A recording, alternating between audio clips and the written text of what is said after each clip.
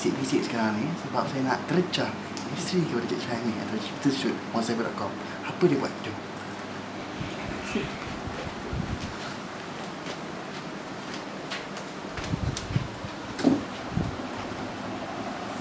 Assalamualaikum kak. Nak terjah raya kak ni. Buat apa ni kak? Buat kerja. Okey. Actually nama akak penuh. Okey, nama saya Siti Nur Hafizah binti Ma'ruf. Ya. Nama pendek? Nama manja? Nama panggilan Hafizah lah, ataupun dekat internet ni ada juga yang kenal saya dengan Mawadah. Mawadah. Okey. Apa projek sekarang ni? Saya dengar ada buat apa permata. Boleh cerita sikit? Permata, My Permata Hati. My Permata Hati. Ini bisnes online saya lah. Dah start dari 2007 lagi. Apa produk-produk yang dijual? Produk dia lebih kepada produk untuk ibu dan anak lah. Untuk ibu yang mengandung, yang dah nak bersalin kan. Jadi barang-barang untuk baby. Barang dia kat luar ni cuba tunjuk sikit. Barang-barang dia. Okey. Ini baju untuk khas untuk yang ni ibu bapa bersalin kan. Ini untuk ibu yang menyusu. Menyusu. Okey. Dressing kaftan. Dressing kaftan banyaknya. Ini barut baby. Ini baju-baju untuk menyusu lah. Feeding. Dan ni tilam kekabu untuk baby. Macam mana nak menghubungi akak untuk dapatkan barang-barang ni? Boleh lawati www.mypermatahati.com ataupun Facebook My Permata Hati.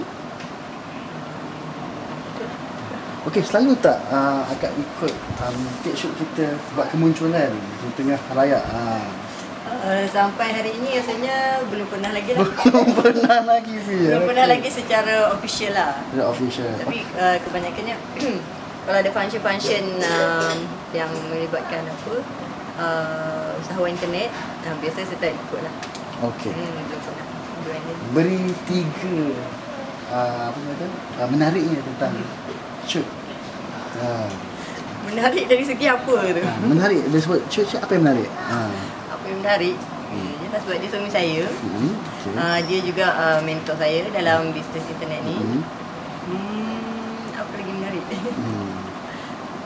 Menarik lah. Kita tak terungkap sebab dah banyak sangat.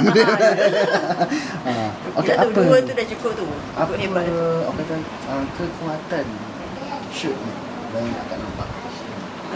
Kekuatan apa dari segi? Mungkin dari segi penampilan dia.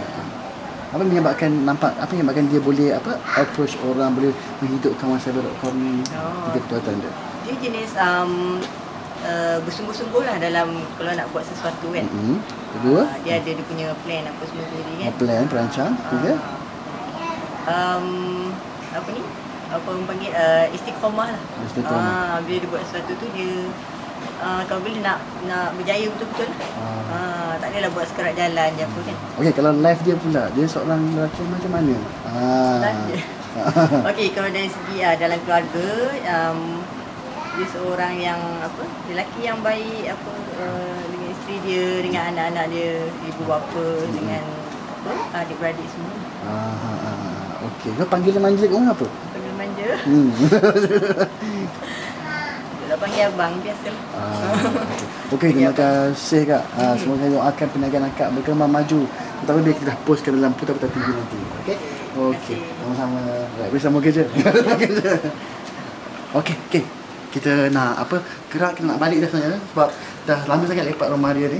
Menakutkan kalau lepak lama-lama nanti kata kita tak balik. Okey. So kita akan jumpa untuk closing sekali lagi. Dan jangan lupa like kita di Facebook putar.com, putar-putar space DOT space UM. Alright.